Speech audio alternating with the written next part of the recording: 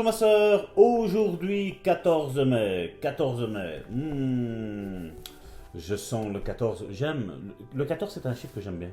Ah bon? Il y a 2 fois 7 dedans. Ah. C'est 2 fois plus de bénédictions aujourd'hui de Dieu. Waouh! Une double onction. Une double onction. Amen. Double guérison pour mes frères et mes sœurs. Amen. Une guérison pour la maladie et une guérison pour les symptômes qui devaient venir mais qui ne viendront plus Amen. jamais. Amen. Au nom de Jésus. Donc si on nous disait qu'est-ce que je peux vous servir, nous on dirait un café et un thé, et eux ils diraient une onction pour une guérison. Une double onction. Une double onction pour une guérison. Amen, amen, amen, amen, amen. Amen. Ésaïe chapitre 53, verset 5 nous dit: Mais il était blessé pour nos péchés, brisé pour nos iniquités. Le châtiment qui nous donne la paix est tombé sur lui, et c'est par ses meurtrissures que nous sommes guéris. Amen. Merci Seigneur. Et le titre de la méditation d'aujourd'hui est « Jésus a obtenu notre guérison ». Vous vous rappelez le témoignage d'hier, mes frères et mes sœurs? Au lit, chez ce pasteur, le diable lui dit: « Tu te souviens? Les médecins t'ont dit que rien ne pouvait t'aider. Ils t'ont expliqué que les symptômes reviendraient et que tu mourras. Cette fois, tu ne recevras pas ta guérison. » Ça, ce sont des choses que le diable aime faire. Vous rappelez ce que les chercheurs, les médecins, les spécialistes dans un domaine de ta vie qui est attaqué, où le diable te tient lié, où le diable te tient oppressé, mon frère, ma soeur. Le diable aime venir te rappeler ces mensonges. Et regardez l'attitude de ce pasteur. Je couvris ma tête et je commençais à rigoler. Je ne cessais de rigoler. Je dus rire pendant au moins 10 minutes. Finalement, le diable me demanda: « De quoi ris-tu » Et le pasteur répondit: « Je me moque de toi, monsieur le diable. Tu m'as dit que je ne recevrais pas ma guérison ?» Et il repartit à rire encore une fois pendant 10 minutes.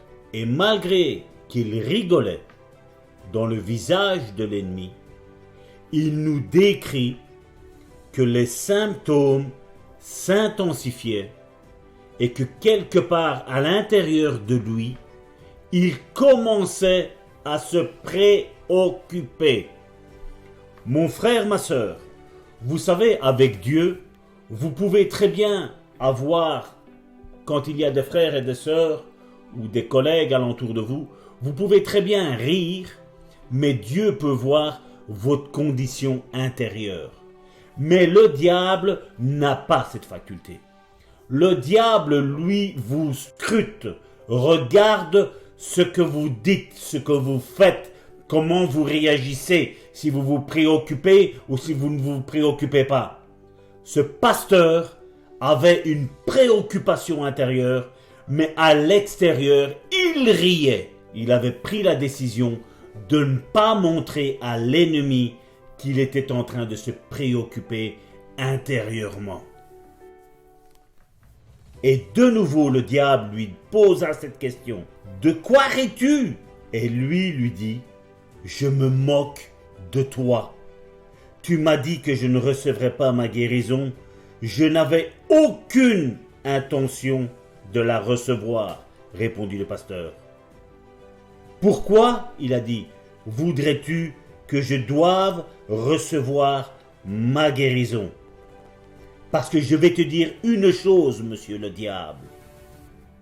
J'ai déjà été guéri par les meurtrissures de Jésus. » Amen. Il lui lut 1 Pierre chapitre 2 verset 24 qu'il avait étudié par cœur. Il a dit: « Je n'ai pas besoin de la recevoir, je l'ai déjà, elle est déjà active Alléluia. dans ma vie. » Amen. Et les enfants de Dieu savent qui ils sont. Malheureusement, quand le diable bouge un petit peu sa queue, qu'est-ce qu'ils font? Les chrétiens tremblent. Il suffit qu'il fasse les fauches parce que certains le voient comme ça. Je sais qu'il n'est pas comme ça. Aujourd'hui, on peut très bien le voir avec une Bible en dessous du bras et en train de prêcher le diable. Il se déguise en ange de lumière. Il se déguise, oui, il se déguise. Mais il ne l'est pas. Non. Il a beau se déguiser. Il a beau avoir des lampes de poche pour s'illuminer. Tôt ou tard, les piles vont tomber à plat. Amen. Tôt ou tard, sa véritable identité, elle va être démasquée. Amen. Elle va être dévoilée. Amen. Amen. Jésus nous a déjà guéris. Amen. T'es malade? Voilà. Mon frère, ma soeur, t'es malade? Ah non, toi qui as dit oui, non. Non, tu as été déjà guéri. Je t'ai Amen. entendu, nous t'avons vu. Resserre-nous une tasse de café. Avec un petit croissant maintenant. Tu es puni. Amen. Nous sommes guéris. Nous sommes déjà guéris, Amen. nous ne sommes pas malades. Nous ne sommes plus malades. Nous l'avons jamais été. Parce que depuis que nous avons accepté le Seigneur, il nous a guéris. Amen. Tu l'as compris? Amen. Il nous a Amen. guéris. Est-ce que tu es malade? Non. Non, elle ne change pas d'avis. Hein? Non. Vous voyez, ça c'est quand on est affermi dans son identité. Amen. Nous sommes affermis que nous ne sommes pas malades. Et les médecins nous disent, oui, mais regardez, le foie est comme ça, regardez, le rein est comme ça, attention, parce que les reins peuvent se bloquer, attention, parce que vous pouvez avoir le diabète. Nous sommes déjà guéris. La solution a déjà été donnée il y a 2000 ans, mais dans l'Esprit de Dieu, il y a bien longtemps, avant la fondation du monde, Dieu avait déjà pourvu Jésus, notre Rédempteur, notre guérisseur, notre Alléluia. confident, notre conseiller, notre avocat. Amen. Mais que c'est merveilleux. Quand tu connais ton identité, mais tu n'as plus de doute. Amen. Tu n'as plus de doute. Si je viendrais, je te dirais, Karine, t'es un homme, qu'est-ce que tu me dirais? Non. T'es une femme, Je suis parce une que tu femme. sais ton identité. Tout à fait. Moi, la même chose, tu me dirais Tout que à je suis une fait. femme, je sais que je suis un homme. Amen. Mais on ne pourrait pas venir contredire ça. Il n'y a que les chrétiens qui se laissent savoir. Tu vois, une mauvaise connaissance de la parole de Dieu, une mauvaise compréhension de la parole de Dieu, hein, on nous dit, voilà, il y a ces symptômes-là, voilà, on identifie telle maladie. La maladie n'existe plus dans notre corps. Elle Non. n'existe Amen. plus. Tout à fait. Elle n'existe plus. Tout à fait. Comme nous le disions hier, nous sommes assis dans les lieux célestes. Mais oui, nous sommes des êtres spirituels. Et si nous sommes assis dans les lieux célestes, mais bien aimés, écoutez bien, si nous sommes assis dans les lieux célestes, est-ce que la maladie a quelque chose à faire dans les lieux célestes? Non. La Bible ne nous dit-elle pas qu'il n'y aura aucune maladie, aucune douleur là-haut, aucune souffrance, et que Dieu essuiera toutes les larmes de nos yeux? Mais oui. Voilà pourquoi il est important de changer notre façon de voir et de voir quelle est notre position en Jésus-Christ. Nous sommes assis dans les lieux célestes. Et dans les lieux célestes, cette maladie n'existe pas, n'existe plus. Amen. Donc, maintenant, que te reste-t-il à faire, mon frère, ma sœur, à faire descendre cette réalité dans la dimension terrestre que nous vivons ici-bas pour l'instant? Voilà quelle est ton attitude, quelle attitude tu dois avoir, quelle est ta mission. C'est par la foi faire descendre cette réalité céleste dans la dimension terrestre. Et c'est par la foi que nous arrivons à matérialiser ces choses. Pourquoi? Car la foi est une ferme assurance des choses qu'on espère, une démonstration de celles que l'on ne voit pas. Alors, si je comprends bien, dis-moi si je me trompe. Donc, tout ce qu'on voit n'est pas réel, et tout ce qu'on ne voit pas est réel. Amen. Parce que la foi fait produire ces choses qu'on ne voit pas. Alléluia. Donc, C'est ça. les médecins disent quoi? Eux qui sont terre à terre, ben, qu'est-ce qu'ils disent? T'es malade. Et nous, qu'on est spirituel, qu'est-ce qu'on dit? Je suis pas malade. Je suis guéri. Donc, Amen. tout ce que nous voyons sont les choses qui sont dans les lieux célestes parce que nous avons accepté Christ. Mais les médecins qui n'ont pas accepté Christ, eux, qu'est-ce qu'ils voient? Ils voient des maladies, ils voient des choses qui ne sont pas réelles. Tu sais pourquoi? C'est par la foi que nous reconnaissons que le monde a été formé par la parole de Dieu en sorte que ce qu'on voit n'a pas été fait de choses visibles. Les choses visibles ont été créées à partir des choses invisibles qui existent déjà dans les lieux célestes. Exactement. Amen. Amen. Et donc, cet homme de Dieu prit ce passage de 1 Pierre chapitre 2 verset 24 et que l'ennemi n'aime pas. Il ne l'aime pas parce que ça, mon frère, ma soeur, ça lui rappelle sa défaite. Vous savez, peut-être que hier tu es tombé, aujourd'hui Dieu t'a relevé, Dieu a effacé l'ardoise qui t'était due, le montant que tu devais payer a été effacé, et donc tu n'as plus rien à payer. Mais pour lui, pour le diable, le diable a horreur de ce verset. Chaque fois que tu lui mets ça, c'est lui qui tombe malade. C'est lui qui commence à attraper ta maladie.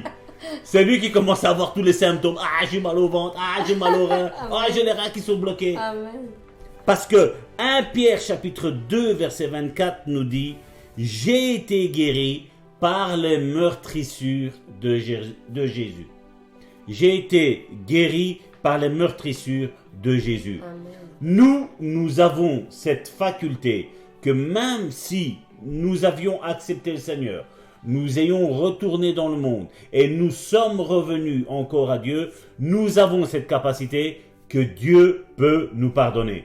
Mais le diable, lui, ça, il ne l'a pas. Lui, sa condamnation a été écrite. Amen, c'est vrai. Et toutes les maladies qu'il envoie, qu'il permet aux enfants de Dieu, ben, elles n'ont pas lieu d'être. Parce que comme tu le disais, nous sommes assis dans les lieux célestes. Amen. Et dans les lieux célestes, la maladie n'y existe pas. Parce que la maladie a été vaincue par Jésus.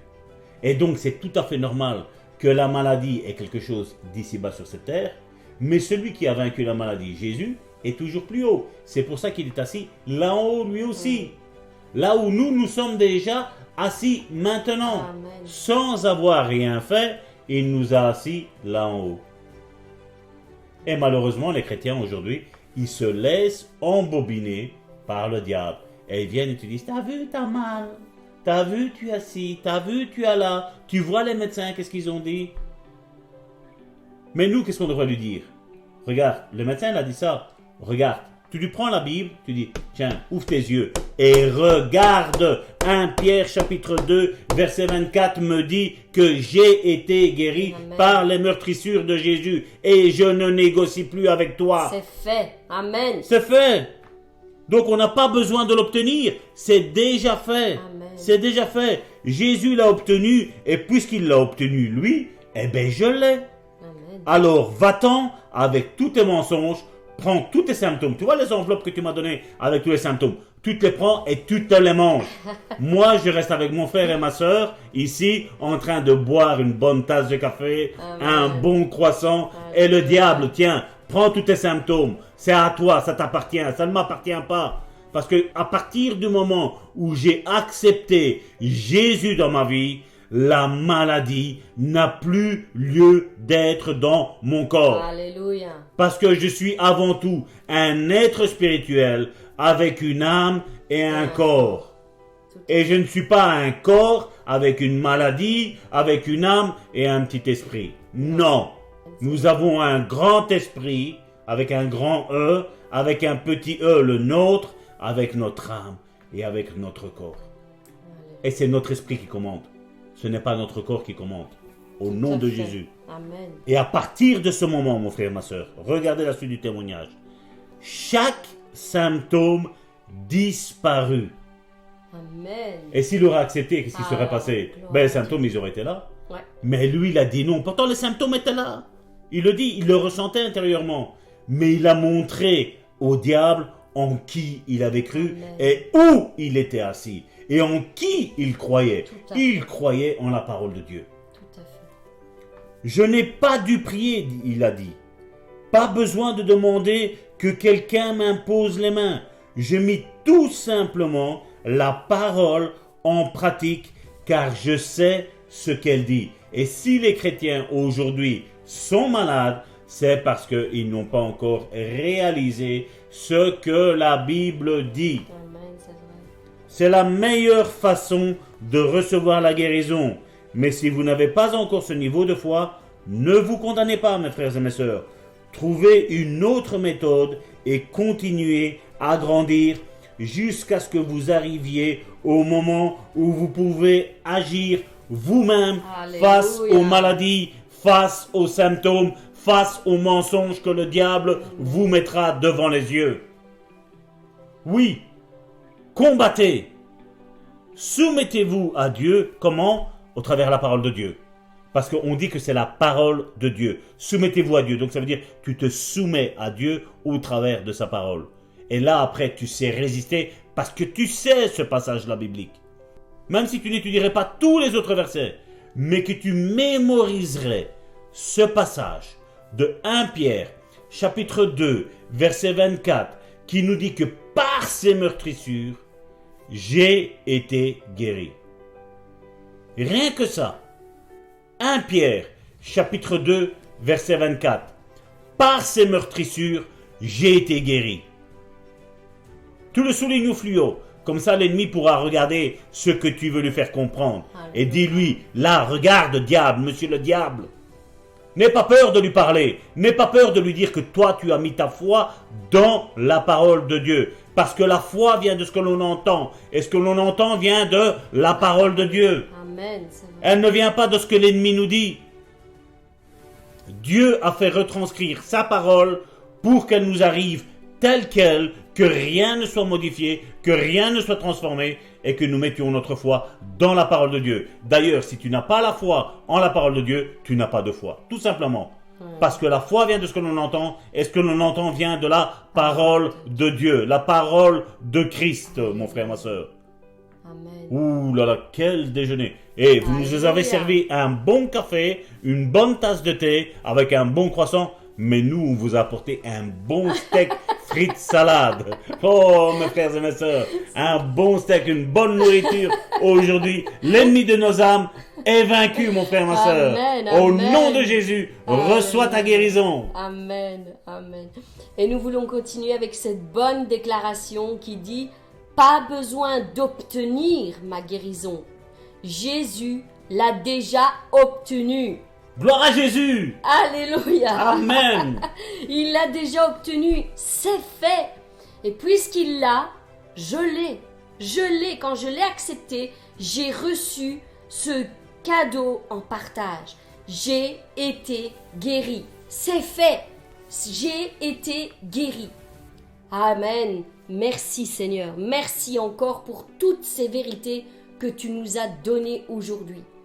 Et c'est vrai, comme le pasteur le disait, la parole de Dieu est une arme puissante que nous détenons, que Dieu nous a donnée. Il nous a légué cette arme entre nos mains. Il ne nous a pas laissé sans rien, sans défense ici-bas. Il nous a dit que la parole de Dieu était notre épée. C'est l'épée de l'esprit qui nous aide à combattre le bon combat. C'est elle que vous détenez en main. Et bien trop souvent, je vois de nombreux chrétiens laisser cette épée de côté et se battre de leur propre force et par leur propre intelligence. Mais bien aimés, Jésus-Christ ne nous a pas laissés sans rien. Il nous a donné des armes que nous devons revêtir pour combattre le bon combat et sortir victorieux de tous nos combats. Vous devez lutter de la bonne manière. De la bonne manière. 2 Corinthiens 10, à partir du verset 4, nous dit les armes avec lesquelles nous combattons, mes bien-aimés, ne sont pas charnelles. Elles sont puissantes par la vertu de Dieu pour renverser des forteresses. Et c'est pourquoi nous renversons les raisonnements et toute hauteur qui s'élève contre la connaissance de Dieu et nous amenons toute pensée captive à l'obéissance de Christ. Voilà pourquoi vous nous entendez souvent de parler de changement de raisonnement. Le plus grand champ de bataille que nous avons et dans les pensées. Mes bien-aimés, c'est là que s'élèvent nos plus grandes batailles. Et si nous perdons nos batailles dans nos pensées, nous perdons nos batailles charnellement aussi. Alors voilà pourquoi je déclare que vous êtes victorieux au nom de Jésus-Christ. Grâce à la parole de Dieu, vous avez ce pouvoir de renverser tout faux raisonnement qui s'élève contre la connaissance de Dieu. Aujourd'hui, nous vous avons aidé à vous révéler certains passages de la parole de Dieu. Et j'espère que vous en prendrez possession, mes bien-aimés, parce que grâce à elle, vous serez victorieux. Vous sortirez victorieux de vos combats, quels qu'ils soient. Je vous souhaite encore une excellente journée dans la présence de Dieu et je vous donne rendez-vous demain.